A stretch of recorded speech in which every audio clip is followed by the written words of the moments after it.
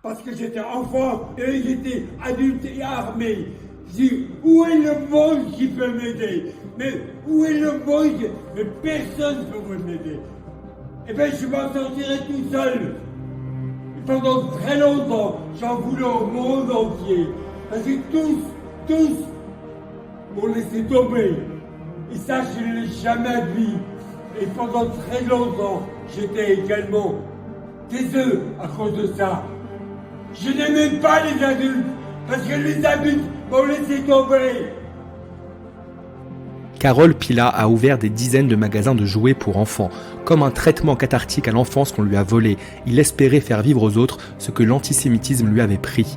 Lui, né en 1931 en Pologne, dans une famille chaleureuse et aimante, se retrouve livré à lui-même à 11 ans. Fuit et survit. Ce sont les derniers mots de sa mère. Alors, Carole va fuir et accomplir ses derniers vœux. Il vend des bonbons dans la rue, cire des chaussures et dort dans un tonneau. Des groupes de voyous polonais le traquent, cherchant à le tabasser. Lui, le youpin que les Allemands n'ont pas réussi à attraper. Un jour, ne supportant plus d'errer et d'être traqué, le garçon de 12 ans se rend au ghetto de Bedzin. Il veut retrouver sa famille. Il est seul. En janvier 1944, à 12 ans, il est déporté à Auschwitz-Birkenau. Les 200 mètres qui les séparent du train à la sélection sont les plus longs de sa vie.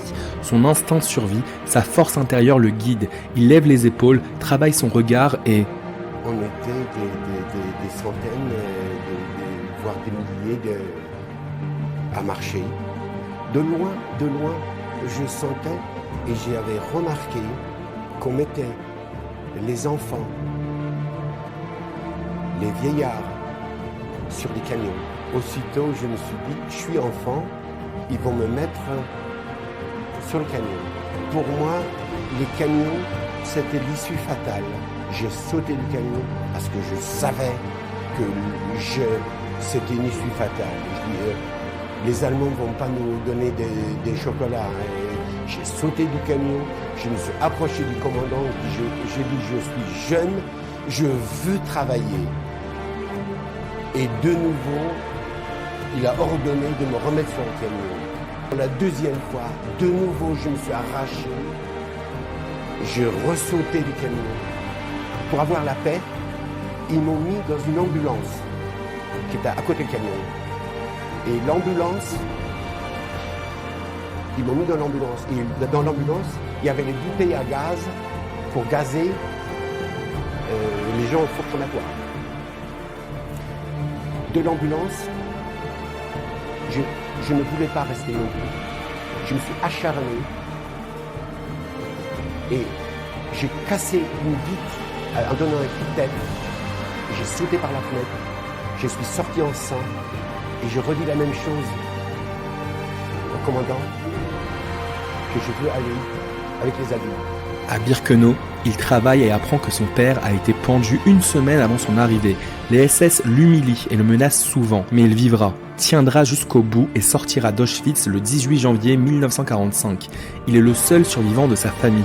Il sera recueilli par une famille adoptive et se battra pour réussir sa vie. Il ouvrira des boutiques de jouets et se mariera et aura un fils. À l'heure où l'antisémitisme augmente, où l'humanité fait un saut en 41, où les juifs sont traqués et jetés au fleuve à Amsterdam, où les fillettes de 12 ans sont violées comme à Courbevoie, où les juifs sont refusés d'entrer à l'université comme à Sciences Po et où les juifs sont brûlés comme à Berry. Souvenons-nous des leçons transmises par Carole. Parce que pour moi, c'était la meilleure façon de survivre en ignorant la peur. J'en voulais au monde entier.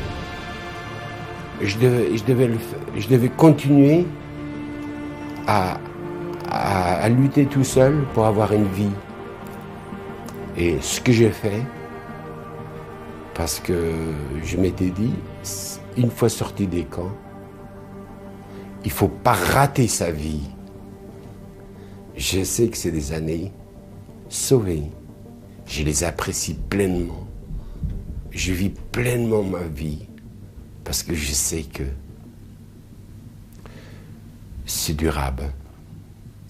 Une fois sorti des camps, il ne faut pas rater sa vie. Il ne faut pas rater sa vie.